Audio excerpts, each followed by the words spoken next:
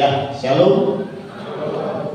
Terima kasih untuk tim PAW yang sudah memimpin di dalam ujian, dan hari ini kita masuk di dalam minggu terakhir ya, hari minggu terakhir di bulan April ya. Jadi waktu benar-benar cepat sekali bergerak ya, sehingga nggak kerasa kita sudah sepertiga tahun ya, kita sudah 4 bulan ya. Ini kalau zaman dulu ada namanya catur bulan ya, catur bulan, ini udah catur bulan pertama ya, kita sudah selesaikan ya.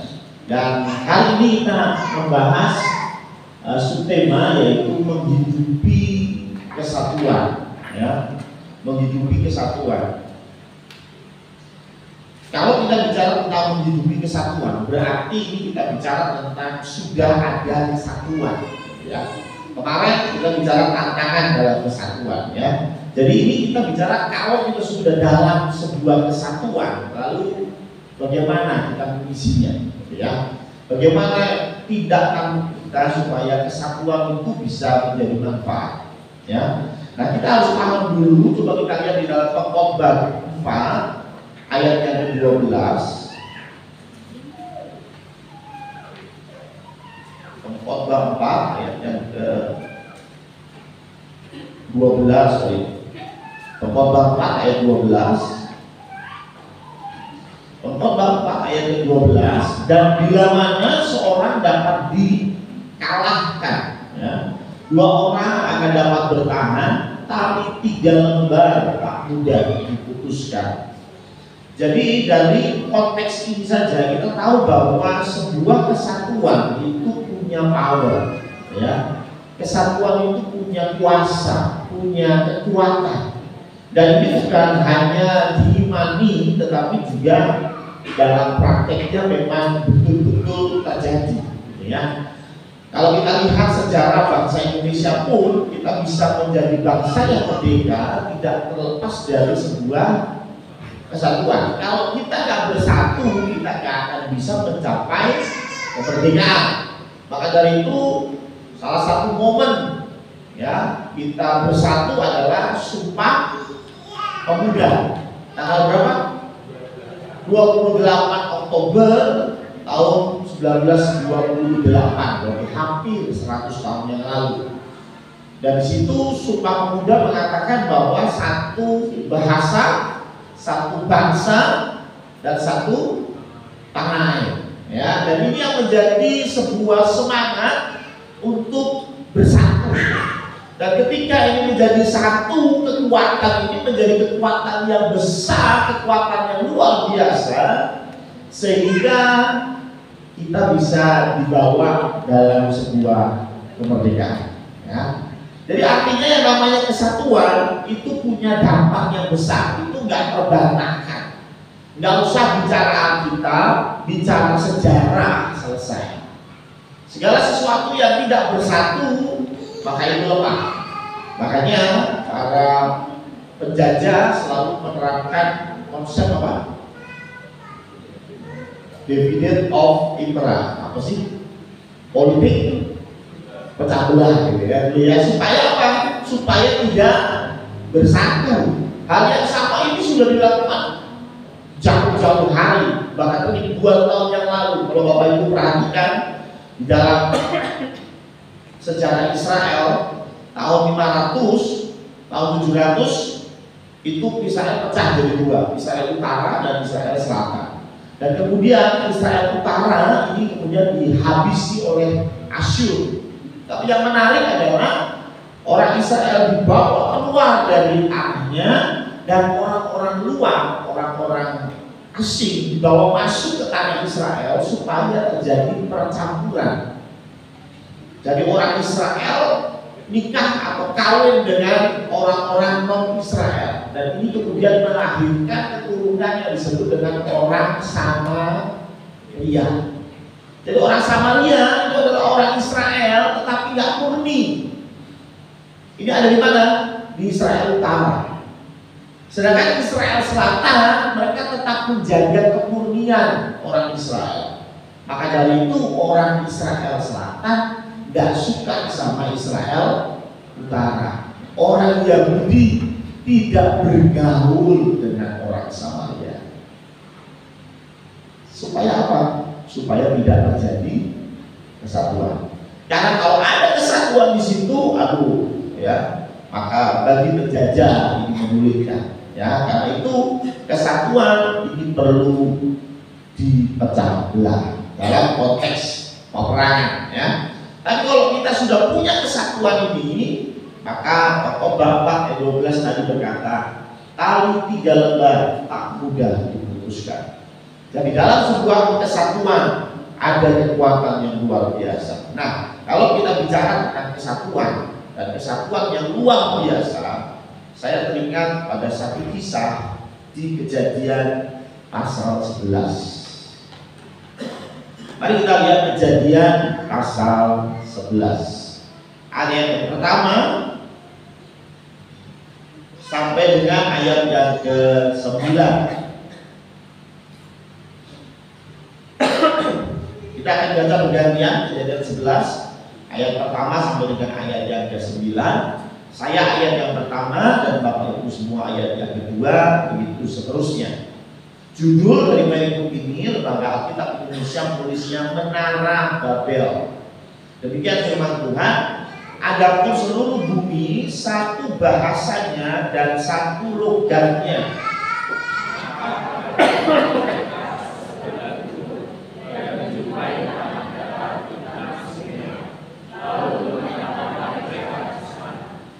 Mereka berkata seorang kepada yang lain, marilah kita membuat batu bata dan membakarnya baik-baik.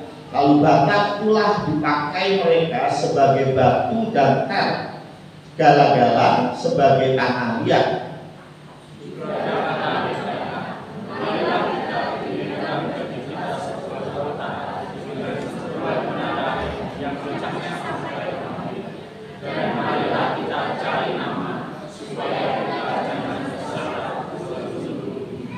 Lalu turunlah Tuhan untuk melihat kota dan menara yang didirikan oleh anak-anak manusia itu.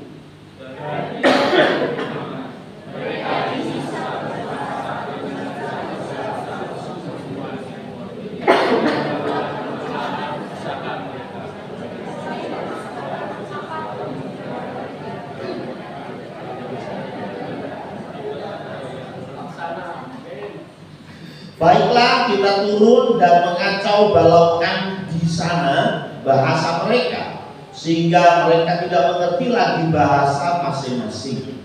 Mereka diserahkan Tuhan dari situ ke seluruh bumi, dan mereka berhenti mendirikan kota itu. Itulah sebabnya sampai sekarang nama kota itu disebut Babel, karena disitulah dikacau balaukan Tuhan bahasa seluruh bumi. Dan dari situlah mereka diserahkan Tuhan ke seluruh bumi. Amin. Jadi kalau kita membaca bahwa cerita di dalam Babel ini, menara Babel ini, mereka sudah punya kesatuan. Mereka sudah bersatu di ceritanya. Ya, mereka sudah bersatu, mereka seia sekata, dan dasar dari kesatuan mereka dikatakan mereka punya satu bahasa dengan satu logat. Ya. Orang Indonesia dari Sabang sampai Merauke, saya percaya kita punya satu bahasa. Amin. Bahasa Indonesia. Cuma maaf, logat beda-beda. Ya. Ketika kita bicara langsung kita tahu ini bukan orang Jawa. Ya. Kita langsung tahu oh ini pasti bukan orang Sumatera. Ya. Kenapa? Bahasanya sama, ngomong bahasa Indonesia sama, tapi rupanya logatnya berbeda. Ya. Ketika saya juga mulai banyak bercakap-cakap dengan istri saya, dia mulai cerita bahwa di tempat dia pun setiap dusun itu punya logat yang berbeda. Jadi kalau orang sana ngobrol, mereka langsung tahu, oh ini kamu dari orang Motoling, ini kamu dari orang Modoindi, ya. Walaupun hanya berjarak 30 kilo, tapi logatnya berbeda. Ya, ngomongnya sama-sama memahami, tetapi logatnya berbeda. Ya, saya kira di tempat kita juga sama ya. Ada orang Boyolali yang Jawane Jawa Beda, Boyolali. Jawa Solo beda gitu ya. Dan ini yang terjadi, tetapi dulu kita ini semua satu bahasa, satu logat. Jadi nggak cuma satu bahasa ya, lebih dalam lagi, yaitu satu logatnya.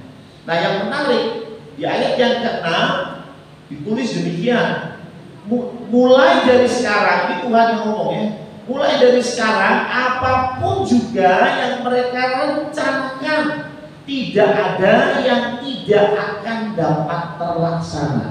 Wow.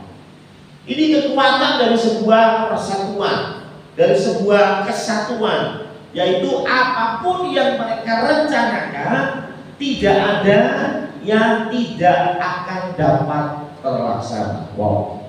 Apapun yang dirancangkan pasti jadi, karena ada kesatuan. Nah, yang menarik adalah kenapa terus Tuhan tidak suka dengan konsep ini dan kemudian Tuhan mengacau balaukan bahasa dan logat mereka.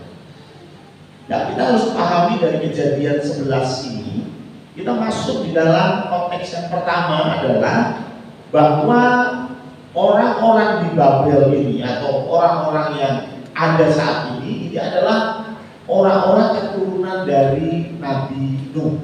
Semuanya itu Nuh, karena waktu Alba semuanya meninggal, semuanya mati. Yang selamat cuma berapa orang? 8. Nabi Muda, istrinya, 3 orang anaknya, 3 orang mantunya. Udah cukup, selesai, itu doang. Jadi artinya dari 8 orang ini kemudian jadi satu bangsa yang besar, yang satu bahasa, satu logat, dan mereka punya kekuatan untuk merencanakan apapun. Wow, luar biasa. Ya, tetapi Tuhan tidak suka, Tuhan mengacau balaukan. Karena apa? Coba kita lihat di dalam Efesus 4 ayat 3 sampai dengan 6. Efesus 4 ayat 3 sampai dengan 6. Dan berusahalah memelihara kesatuan roh oleh ikatan damai sejahtera.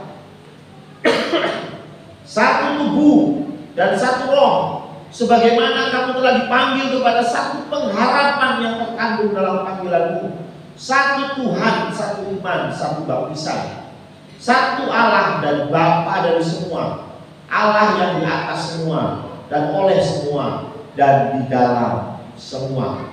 Efesus 4 ayat 3 sampai dengan 6 ini menjelaskan bahwa dasar dari kesatuan itu adalah kesatuan yang daripada Tuhan, kesatuan roh. Jadi yang memprakarsai kesatuan ini adalah Tuhan. Yang menjadi dasar dari kesatuan ini adalah roh Allah. Sedangkan kalau kita lihat tadi Kejadian 11, mereka bersatu karena satu bahasa. Bahasa boleh sama, tapi perasaan dan hati bisa sama. Bahasa itu untuk apa sih? Untuk komunikasi. Komunikasi itu kan menyampaikan informasi. Komunikasi ya, menyampaikan informasi. Tetapi problemnya adalah banyak orang yang sama bahasanya, sama logatnya, tetapi sulit memahami satu dengan yang lain. Ya. Suami istri itu biasanya bahasanya sama ya. Makanya saya juga ketika saya tanya, mau cari jodoh seperti apa, saya tuh pengen dapat cowok Korea ya. Pengen dapat cowok Korea ya, yang lagi naik daun. Siapa tuh pelatihnya timnas itu ya. Siapa? Ya, bukan ya.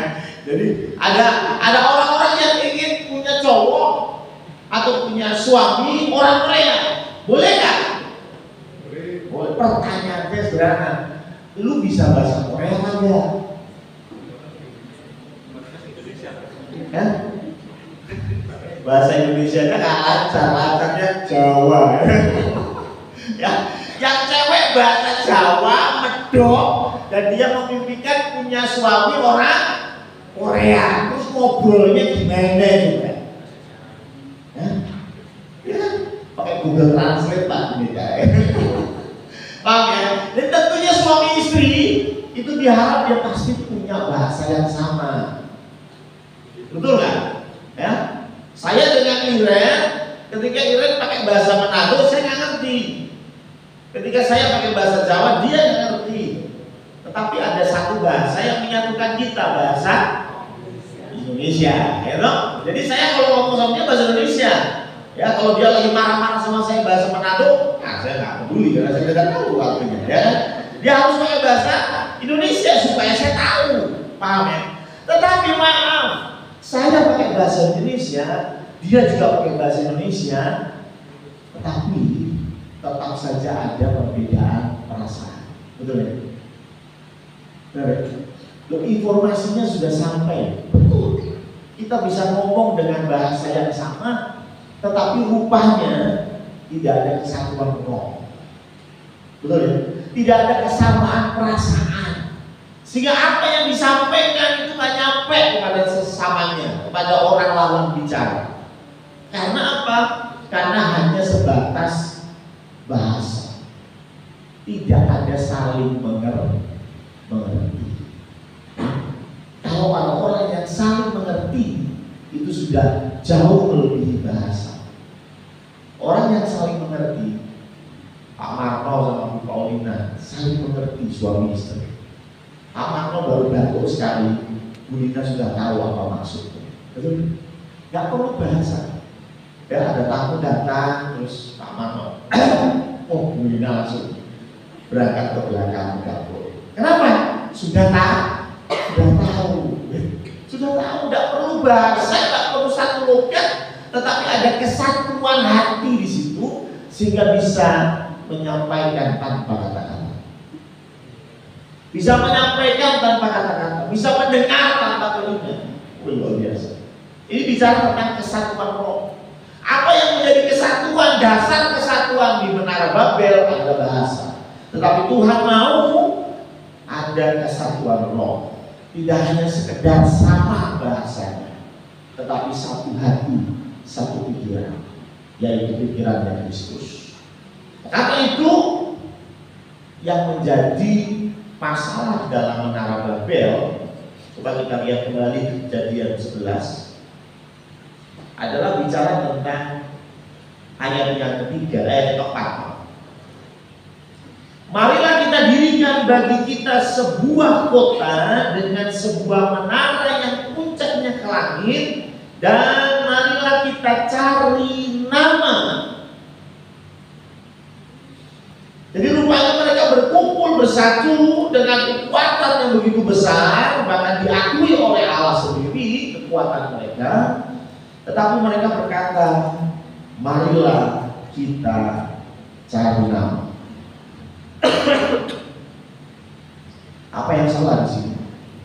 Yang salah adalah tidak mau bergantung pada Tuhan. Ini kesalahan mereka. Mereka tidak mau bergantung sama Tuhan.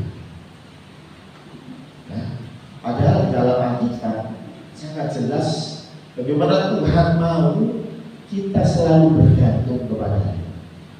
Contohnya, doa Bapa kami, berikanlah kami pada hari ini makanan kami secukupnya. Versi Katolik berkata, berikanlah rezeki kami hari ini. Kenapa ada penting hari ini? Karena kalau Anda minta makanan untuk 1 tahun ke depan, tidak akan berdoa lagi selama 1 tahun. Betul? Sudah dikasih 1 tahun, ya? Walaupun gajianmu sebulan sekali, itu dapat duit. Atau yang 2 minggu gajian, mantap. Ya. Setiap 1 bulan gajian, tetapi kita tetap berdoa, Tuhan berikanlah kami makanan hari ini, supaya besok kita berdoa lagi, Tuhan minta berkat untuk hari ini. Kalau Tuhan langsung kasih 1 bulan, percaya deh, kita gak akan berdoa lagi 1 bulan. Itulah kenapa Tuhan mau kita ini bergantung sama Tuhan. Kenapa kita harus bergantung sama Tuhan? Coba kita lihat di dalam Kolose 1 ayat 16. Kolose 1 ayat yang ke-16. Dikatakan bahwa karena di dalam Dialah, di dalam Tuhan Yesus telah diciptakan segala sesuatu yang ada di surga dan yang ada di bumi, yang kelihatan dan yang tidak kelihatan, baik singgasana maupun kerajaan, baik pemerintah maupun penguasa. Segala sesuatu diciptakan oleh Dia dan untuk Dia. Kita pun sama, kita diciptakan oleh Allah untuk Allah. Kalau kita terus gak mau dekat sama Tuhan, kita gak mau punya hubungan sama Tuhan, kita gak mau tergantung sama Tuhan, lalu untuk apa Tuhan ciptakan kita? Bukankah tidak tergantung sama Tuhan, terlepas sama Tuhan, itu konsep dari jatuh ke dalam dosa. Betul? Kalau kita berdosa maka kita akan jauh dari Tuhan. Tuhan mau kita dekat, kita tergantung sama Tuhan. Coba kita lihat hari-hari akhir ini ya. Ilmu pengetahuan begitu luar biasa maju. Ya, bahkan saya bisa bilang mungkin generasinya ayah saya itu generasi yang paling merasakan perubahan teknologi yang begitu besar. Ya, generasi ayah saya mungkin sepak nadi, gitu. Kenapa? Karena ayah saya lahir itu ceritanya, bahkan makan nasi aja sulit. Ya, ekonomi masih luar biasa parah, makan nasi aja sulit. Nulis katanya, saya diceritain, nulis itu tidak punya kertas, tidak punya bolpen, ada pabriknya belum ada. Tulisnya di atas daun, gitu ya, katanya, gitu ya. Sikat gigi pun belum ada odol, ya. Katanya pakai apa? Adi, gosok apa gitu ya, parah gitu ya. Tapi coba lihat ayah saya sekarang, kemana-mana bawa handphone. Wow, loh, begitu besar perbedaan ketika beliau masih kecil sampai sekarang. Ada sekitar berapa perbedaannya? 70 tahun. Tetapi teknologi begitu beda sekali. Dulu yang bahkan sikat gigi aja tidak ada odol, sekarang ayah saya bisa kemana-mana pesen tiket pakai handphone, transfer duit bisa pakai handphone, semua bisa dilakukan pakai handphone. Ya, kalau generasinya Acik mah lahir pun kamu sudah ada handphone ya. Ya, kamu sudah ada handphone ya. Tapi zamannya ayah saya beda sekali. Atau mungkin zaman kita lah, zaman saya dulu masih ada yang namanya surat menyurat, betul ya? Ya, salah sini yang pernah pacaran pakai surat menyurat, betul ya? Mas Purwoko gitu ya. Wah, makanya ada lagu Surat Cintaku yang pertama. Ya. Karena zaman dulu kita pakai surat. Ya, tapi generasinya Febri nggak paham itu surat cinta. Apa itu surat cinta? Ya, Febri pahamnya apa? WhatsApp, ya, BlackBerry Messenger, gitu ya. Kenapa? Udah beda sekali. Ya. Dan kemajuan yang manusia dapatkan itu karena apa? Karena kesatuan. Ya, coba bayangkan ketika ada perang dunia abad 19 abad 20 awal, ya. Perang dunia yang berakhir 1917, ada perang dunia kedua yang berakhir 1945. Zaman itu sulit untuk berkembang, ekonomi sulit berkembang, pendidikan sulit berkembang. Bagaimana berkembang? Satu kota hancur kena bom nuklir, gitu ya? Karena perang. Tapi begitu masa damai terjadi, maka banyak sekali kemajuan yang kita dapat karena kesatuan. Tapi yang jadi masalah, semakin meningkat teknologi manusia, semakin meningkatnya kemakmuran manusia, Semakin meningkatnya pendidikan manusia semakin tidak butuh Tuhan. Kamu harus berdoa. Kita nggak tahu masa depan seperti apa. Kita harus bergantung terus sama Tuhan. Kita nggak ngerti ke depan nanti kamu sakit atau apa. Nggak bisa kita jalan sendiri. Oh bisa Pak Pendeta? Gimana? Beli asuransi. Jadi kalau saya sakit, oh saya tak perlu bingung. Sudah ada yang membiayai. Namanya asuransi. Oh nanti kalau tokomu terbakar, kamu akan sengsara. Maka dari itu kita perlu Tuhan untuk terus melindungi kita. Oh tidak perlu Pak Pendeta. Tinggal asuransikan ruko saya. Kalau ruko saya terbakar, saya dapat ganti dari asuransi. Kita nggak perlu lagi berdoa, Tuhan berikan kami rezeki pada hari ini. Nggak perlu, kenapa? Di deposito riba ada 271 T.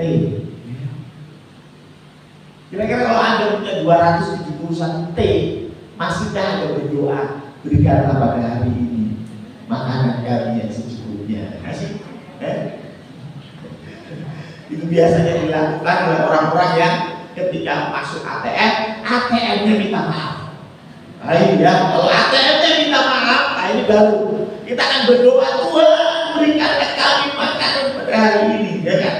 Karena ketika kita mau ambil uang, ATM-nya bilang maaf, saldo Anda tidak cukup. Nah, ini baru berdoanya kencang, ya baru berdoanya kencang. Tapi begitu kita punya deposito, punya tabungan yang cukup, bahkan anak-anak zaman sekarang wah luar biasa. Ada kayak dulu main kripto ya, wah main saham segala luar biasa. Anak zaman sekarang gitu, kalau saya nggak paham gitu ya. Anak zaman sekarang lebih mengerti tentang itu ya. Dan ketika mereka masuk ke situ, mereka berpikir apa? Saya nggak perlu Tuhan. Ini hal yang sama yang terjadi di Menara Babel. Mereka punya teknologi yang baik. Menciptakan sebuah menara itu nggak gampang. Ya, itu perlu teknik sipil yang luar biasa. Bagaimana bata itu ditata tapi tidak ambruk. Bagaimana desainnya dan lain sebagainya saya juga nggak ngerti. Tapi intinya pasti mereka punya teknologi yang mumpuni pada zaman itu. Dan itu membuat mereka tidak perlu Tuhan. Ya. Ketika orang-orang zaman sekarang mulai melihat bagaimana segala sesuatu itu tergantung dari sebuah reaksi kimia. Saya pernah melihat satu dokumenter tentang cinta. Cinta itu pun adalah sebuah reaksi kimia. Ya. Kenapa Aldo mencintai Endah? Ya karena Aldo laki-laki, Endah perempuan, ada ketertarikan dari segi kromosomnya dan lain sebagainya, sehingga mereka jatuh cinta pun karena ada enzim ini ketemu enzim itu dan lain sebagainya. Dan itu dijelaskan dengan panjang lebar, sehingga kesimpulannya adalah ya jatuh cinta itu pun bisa dijelaskan secara sains. Sehingga tak perlu lagi berdoa sama Tuhan minta jodoh. Kenapa? Oh yang penting teori kimianya masuk ya pasti menikah. Nah kalau teori kimianya masuk terus ternyata ketemunya laki sama laki gimana? Oh nggak apa-apa, ya? Karena itu pun bagian dari sains. Ada banyak dukungan terhadap LGBT, tahu ya LGBT ya? Yang mereka mendasarnya dari sisi sains. Ya. Manusia semakin tidak butuh Tuhan. Itulah yang terjadi dan itulah yang Tuhan yang mau. Dalam kesatuan kita punya kekuatan. Karena itu untuk menghidupi kesatuan kita harus terus melekat pada Tuhan. Saya nggak bicara hanya tentang di luar gereja, di dalam gereja pun sama. Saya pernah berbincang-bincang dengan teman-teman saya yang dari gereja yang besar, dari gereja yang megah, dari gereja yang kuat secara ekonomi.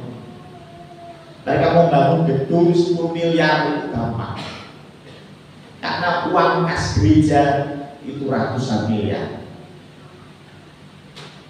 Saya mau tanya, bikin gedung 10 miliar perlu doa puasa?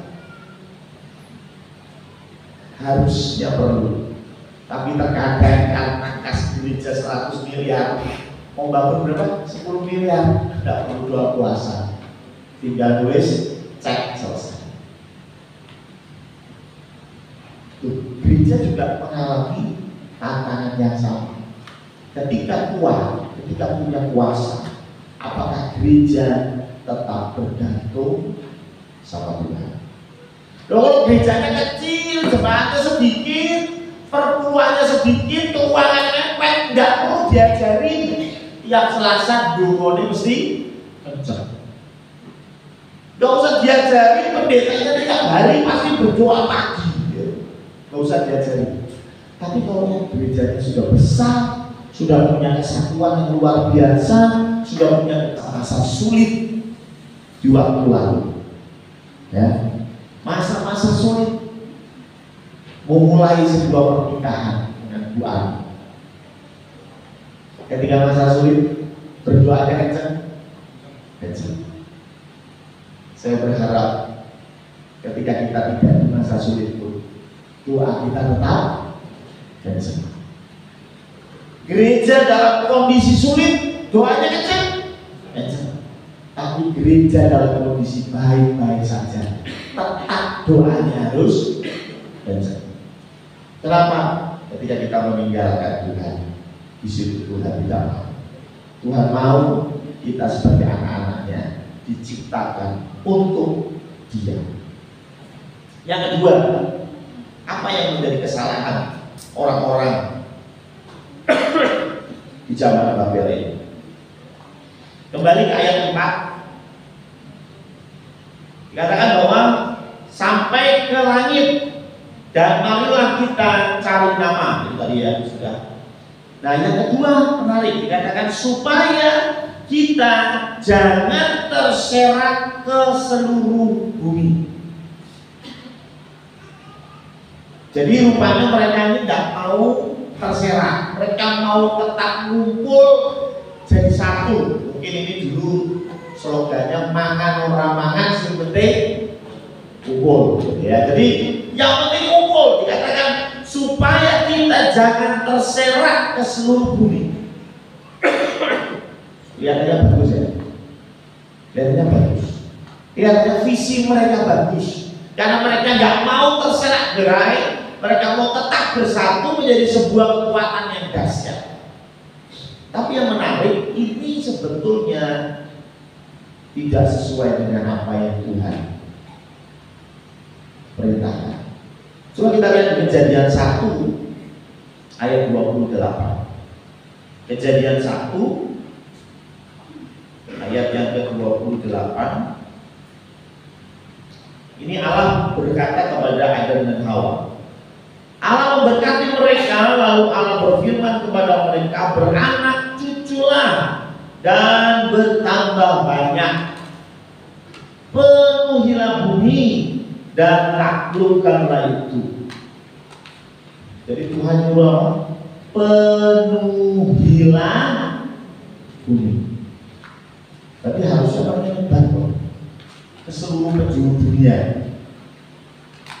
Tetapi apa yang dilakukan oleh orang-orang di Babel, mereka mau tetap di sini. Ku ingin tetap di sini, menikmati baikmu. Ini sama seperti orang-orang Kristen pada mula-mula. Mereka nyanyinya lagu ini. Tuhan Yesus naik ke surga dan Tuhan bilang apa? Pergilah. Saudara, pergi. Pergilah. Jadikan semua bangsa muridku dan baptislah mereka. Tetapi mereka nyaman di Yerusalem, sehingga mereka nyanyinya apa tadi? Ku ingin tetap di sini, menikmati baikmu. Kelihatannya baik, tetapi Tuhan tidak mau. Tuhan suruh mereka pergi, mereka tidak pergi. Itulah mengapa tahun 70 Masehi ada kerusuhan besar dan Yerusalem menjadi kota yang dihancurkan oleh Romawi. Dan mulai dari situ orang Kristen mau tidak mau harus keluar dari Yerusalem. Kelihatannya baik, pengen tetap di sini.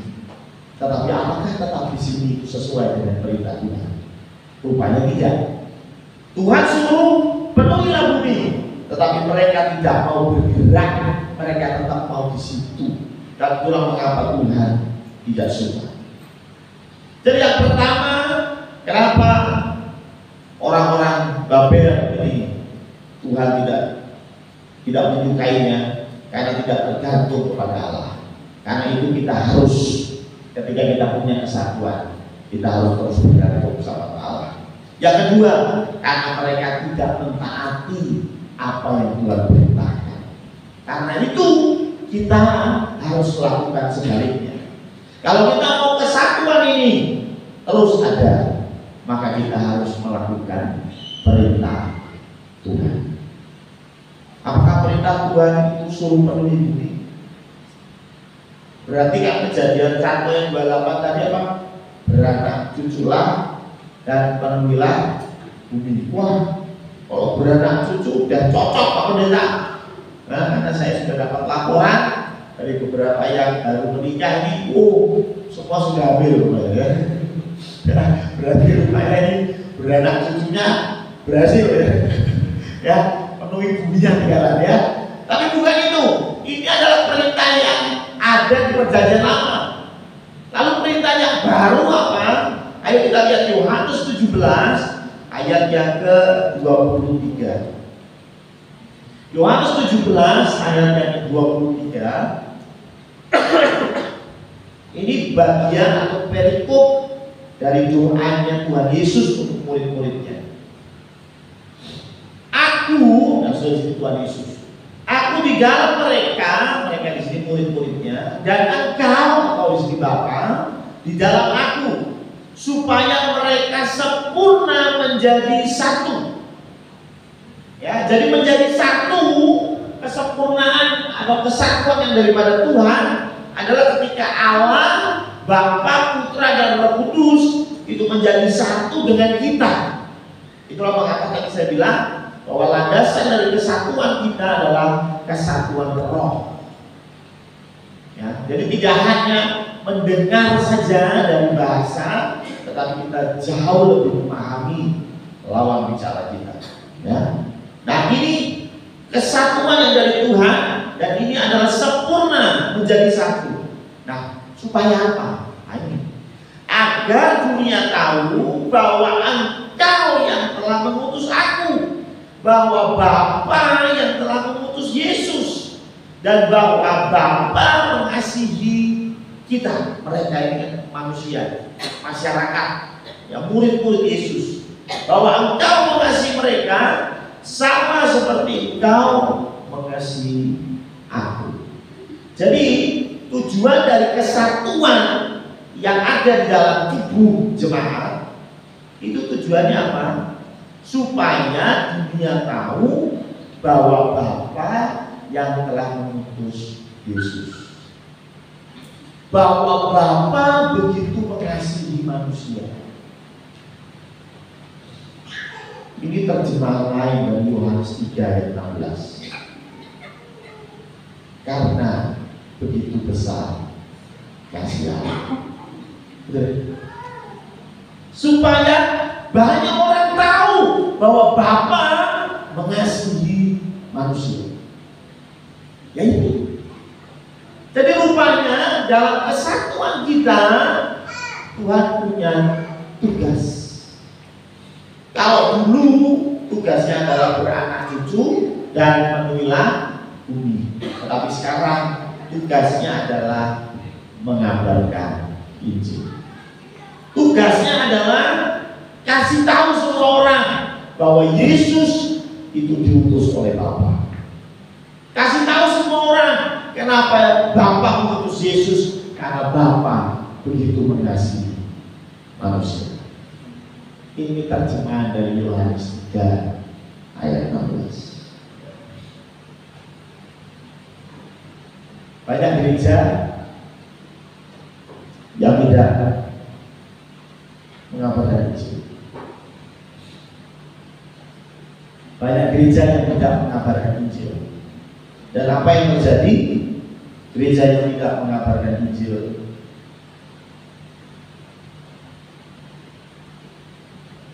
di dalamnya gontok-gontokan. Tahu ya gontok-gontokan? Ada seorang pengamat, ini saya lupa namanya karena dia dari Korea.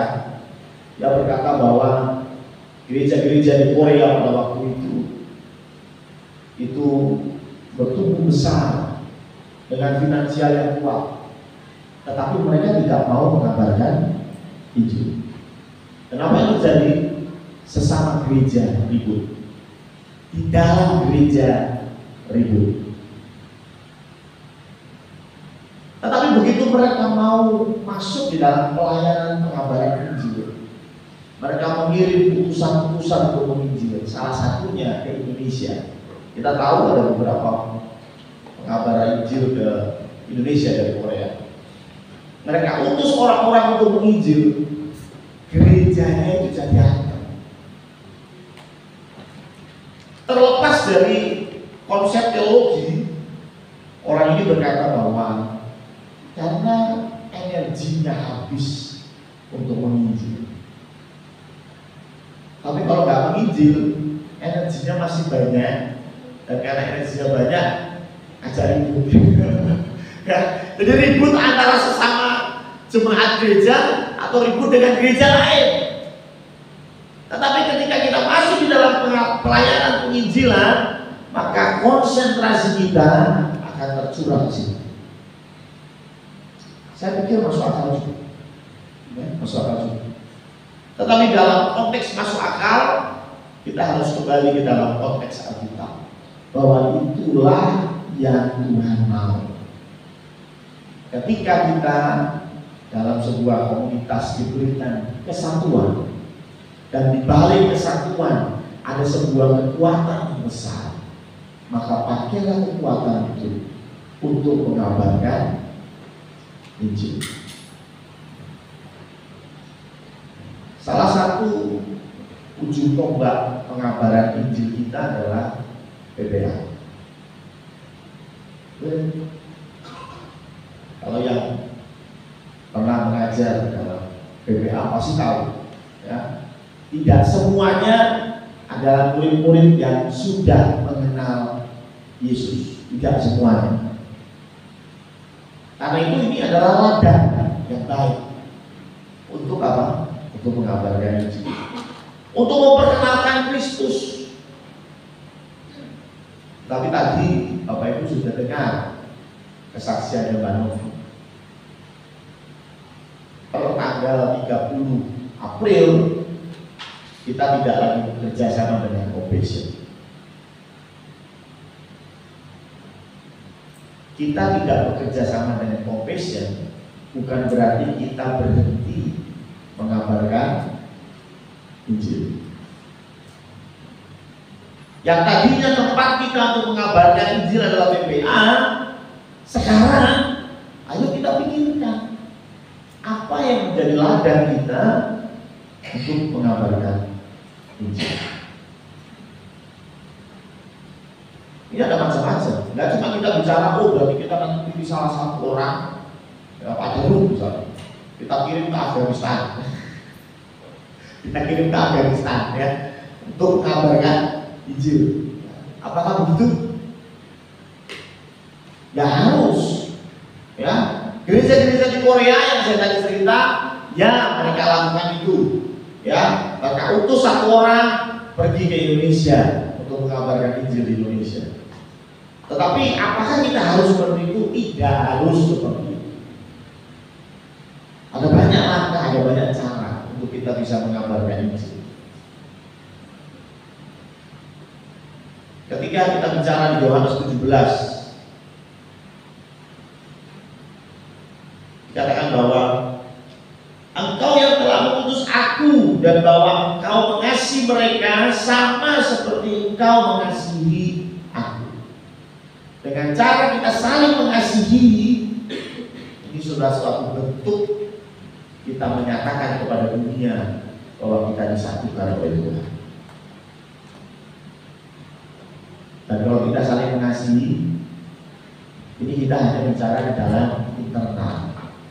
Tetapi bagaimana kita mengasihi orang-orang di luar sana? Bagaimana kita bisa mengasihi orang di luar sana kalau kita tidak mengabarkan Injil kepada mereka? Sekali lagi ada banyak cara.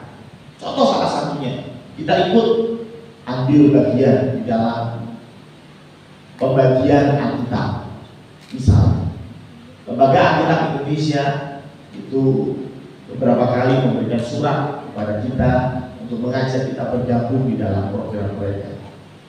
Nah, mereka ingin kita bisa ambil bagian, katakanlah kita mau kasih support 10 Alkitab per bulan, supaya dari Lembaga Alkitab Indonesia mereka bisa bagikan Alkitab secara gratis. Nah, kalau Lembaga Alkitab memberikan secara gratis, artinya kan Lembaga Alkitab perlu sponsor. Lalu kira Alkitab itu gratis nyetaknya, kan udah. Anda kira Alkitab itu yang menerjemahkan itu ya nggak makan, ya mesti makan lah. Yang menerjemahkan Alkitab itu orang pintar, orang cerdas, dan mereka harus diberikan juga penghidupan. Dan tentunya itu butuh dana. Ya. Contohnya pembukaan POSPI yang kita masih bergumul sampai hari ini. Pembukaan POSPI juga itu bentuk dari pengabaran Injil. Salah satu yang disepakati majelis adalah kita nggak akan buka POSPI yang dekat gereja. Karena sasaran kita bukan ambil jumlahnya orang, bukan.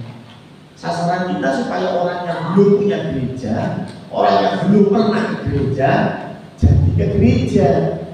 Bukan orang yang sudah punya gereja, jadi pindah ke gereja kita, bukan. Karena itu kita mau cari tempat, cari lokasi yang memang tidak ada gereja. Kalau perlu yang tidak ada orang Kristennya loh, orang Kristennya kok bikin gereja? Iya, supaya jadi banyak yang mengenal Tuhan, kan begitu kan? Kalau sudah banyak orang Kristennya harus bikin gereja. Kalau sudah banyak orang Kristennya, pasti di situ sudah ada gereja. Logikanya begitu. Ya.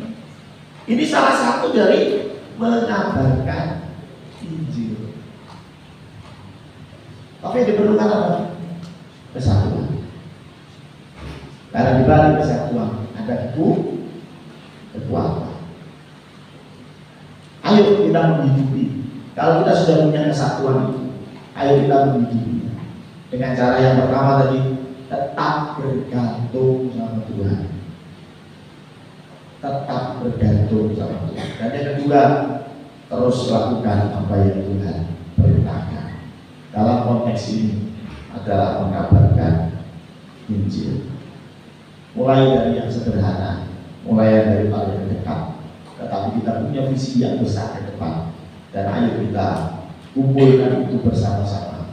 Kita bawa di dalam doa supaya begitu satu pintu tertutup, ada pintu lain yang Tuhan siapkan untuk kita kerjakan. Tuhan memberkati. Amin. Shalom Bapak Ibu.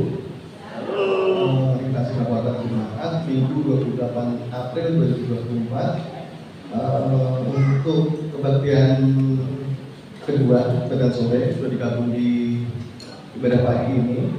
Kemudian untuk pelayanan pekan Minggu 28 April 2024 pukul 10 tunas remaja diliburkan. Terus Minggu 28 April 2024 pukul 15 GMC ada ibadah istimewa. Kemudian untuk hari Selasa 30 April 2024 pukul 18.30 persekutuan doa malam dengan petugas Saudara Ronald. Kemudian untuk Jumat 3 Mei 2024 pukul 17.00 kebaktian 5 Mei 2024 untuk petugas ibadah pagi dan sore. Bapak Ibu bisa baca di lantai yang sudah dibagikan atau yang sudah saya dulu. Kemudian di Minggu 5 Mei 2024 pukul 9 itu JKK ada di gedung gereja.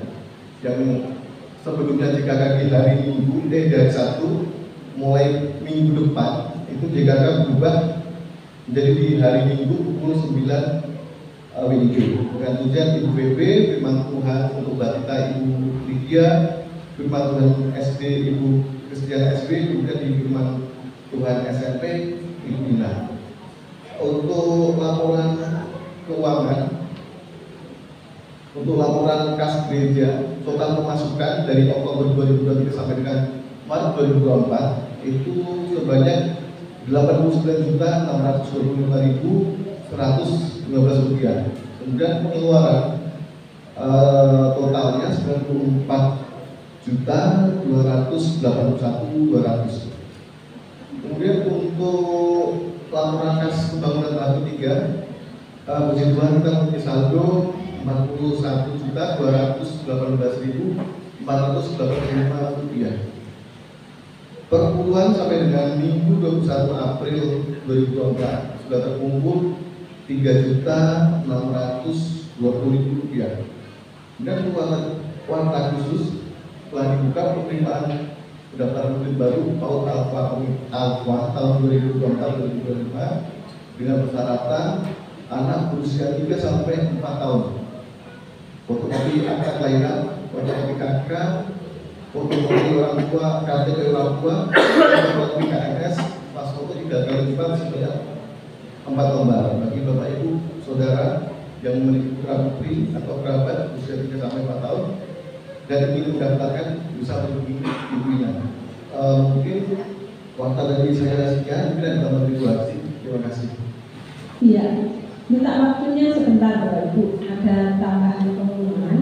Yang pertama tadi di hari Jumat, kalau Bapak Ibu memperhatikan KPK Kasih dan Sukacita yang biasanya ada di perkeluarga atau di gereja, tapi untuk hari Jumat besok tanggal 3 Mei ada ibadah istimewa yaitu bertempat di Bukit Doa Getsemani. Kemudian Bapak Ibu harus kalau ikut harus mendaftar dulu karena biar teman-teman pengurus KPK biar bisa ngatur untuk transportasinya bagaimana. Jadi Bapak Ibu harus mendaftar dan pendaftaran ditutup hari Selasa. Mohon perhatiannya, betul Bu Ning? Ya, jadi harus mendaftar. Mendaftarnya kemana Bu Ning? Ke Bu Ning.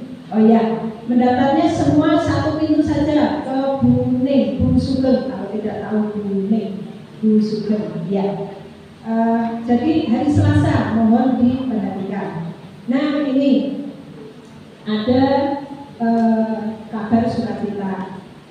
Ya, karena tadi saya di doa saya sampaikan bahwa jemaat di tempat ini sudah diberkati Tuhan secara luar biasa dan ini di depan kita terpampang menjadi jemaat yang diberkati untuk memberkati. Ini selalu kami ingatkan. Jadi Bapak Ibu, saya sampaikan bahwa mulai tanggal 9 sampai dengan tanggal 9 Mei 9 Mei sampai dengan tanggal 19 Mei gereja ini akan ada acara yaitu mulai dari kenaikan sampai dengan pekan doa Pentakosta sampai dengan Pentakosta. Jadi tanggal 9 kenaikan Tuhan Yesus kita akan peringati. Kemudian doa 10 hari sampai dengan tanggal 19 Mei kita akan ibadah Pentakosta. Ya, yang mau saya sampaikan mulai dari tanggal 9 sampai dengan 19 Mei ini panitia sepakat untuk bisa mengajak jemaat untuk ambil bagian di dalam menyediakan konsumsi. Caranya begini, boleh, ini kan ada event 11 hari, berarti ada 11 hari. Tanggal 9 itu kenaikan, pastinya itu jumlahnya besar. Kemudian tanggal 19 itu juga jumlahnya besar, itu Pentakosta. Tapi yang 9 hari mulai dari yang 8 sampai 18 itu kecil. Jadi sekitar 50 orang di dalam doa pekan doa Pentakosta itu sekitar 50 orang sampai 60 orang. Panitia memberikan kesempatan kepada jemaat untuk ambil bagian di dalamnya. Ini contoh, mungkin Bu Kartika mau ambil 1 hari. Bu, saya mau ambil yang tanggal 13. Boleh, tapi tidak sendiri Bu Arti, saya menggandeng Bu Belinda. Boleh tidak? Boleh, iya boleh. Kalau tidak bisa sendiri bertiga boleh. Kalau bisa sendiri puji Tuhan. Ini 11 slot ini sudah ada 2 yang ambil, tapi yang untuk yang porsi kecil. Jadi untuk yang doa mulai dari tanggal 8 sampai dengan tanggal 18 itu yang sudah ambil 2. Jadi monggo jemaat nanti yang digerakkan untuk bisa ambil bagian, boleh sendiri, boleh beramai-ramai, mau 3 orang, mau 4 orang, boleh untuk bisa bergabung. Nanti menghubungi saya. Terus pokoknya urusan makanan sama Bu Arti itu mak sayangi, urusan makanan sama Bu Arti, tapi Bu Arti nggak nemu ya. Gitu, jadi nanti daftarnya ke saya saja. Bagi jemaat yang rindu atau tergerak untuk ambil bagian di dalamnya, jadi mulai dari tanggal 9 Mei sampai dengan tanggal 19 Mei itu jemaat diberikan kesempatan untuk ambil bagian menyediakan konsumsi. Jelas tidak Bapak Ibu? Jelas ya? Kalau kurang jelas nanti boleh japri saya. Itu yang bisa saya sampaikan. Satu lagi Bapak Ibu. Untuk kas gereja, saya memang kalau setiap bulan saya harus melaporkan pengeluaran pemasukan. Kadang kan pengeluaran itu dalam satu bulan itu saya belum dapat laporannya karena sering kan yang belanja Pak Pendeta beli kabel kecil-kecil lah, beli apalah, dan beliau ini kan sibuk. Kalau dimintain besok, makanya saya programkan, saya laporan 6 bulan sekali untuk kas gereja. Kemudian Bapak Ibu boleh melihat sudah tertera di sini. Itu jelas untuk apa saja. Terus ada satu ini operasional lain-lain. Kenapa saya cuma tulis ini? Karena kasihan yang ngetik. Jangan juga nanti bacanya ngapain situ, nanti tulisnya terlalu kecil-kecil. Karena mungkin ada yang pengeluaran 10.000, 5.000, harus saya tulis, kasihan Mbak Sasa juga yang kalau Bapak Ibu mau tanya untuk apa buat ini, kok keperluan lain-lain, nanti boleh datang ke saya. Kami terbuka Bapak Ibu. Kami ini adalah wakil penjenengan. Kami ini alat-alat yang Tuhan pakai untuk menjadi wakil penjenengan. Jadi kalau ada apa-apa, sudah sampaikan aja ke kami. Tidak usah sungkan. Kalau ada persembahan yang mungkin tidak sesuai dengan apa yang diwarta, mohon sampaikan ke kami. Kami terbuka. Kami ini adalah ya cuma alatnya Tuhan aja yang kami mau dipakai. Dan kami adalah wakil penjenengan. Jadi kalau kami ambil keputusan apapun yang mohon didukung. Jadi karena kalau tidak setuju, sehingga seharusnya tidak itu, monggo disampaikan ke salah satu majelis. Jadi nanti kita bicarakan. Begitu Bapak Ibu. Matur suwun untuk waktunya. Tuhan Yesus memberkati. Monggo Pak Saudara. Oh, Mas Saudara mau nambahin? Iya, mohon waktunya sebentar dari saya. Saya mewakili teman-teman di yang bermain nyambung dari apa yang sedang tadi bahwa sebagaimana sebagian kita di Jumat ini terjadi. Jadi untuk membaca gereja ini tidak harus wah, tapi kita membaca dari hal yang kecil. Oleh sebab itu mulai minggu ini ya kami si usaha karena kepanjangan ini yang tugas sebagai si usaha semua panitia. Mulai minggu ini kami membuka kesempatan kepada saudara yang ingin memberkati gereja ini melalui apa? Kita akan menyediakan kotak orangnya. Kotak orangnya apa maksudnya? Itu adalah kotak parkir sukarela. Kalau manusia kalau kita berpasang saja sekarang, kalau kita pakai motor, kita motor pulang itu sudah dijaga oleh parkir. Kita ke mall apalagi. Kalau Bapak Ibu sudah bisa kita menggunakan parkir yang kita gunakan area yang kendaraan kita.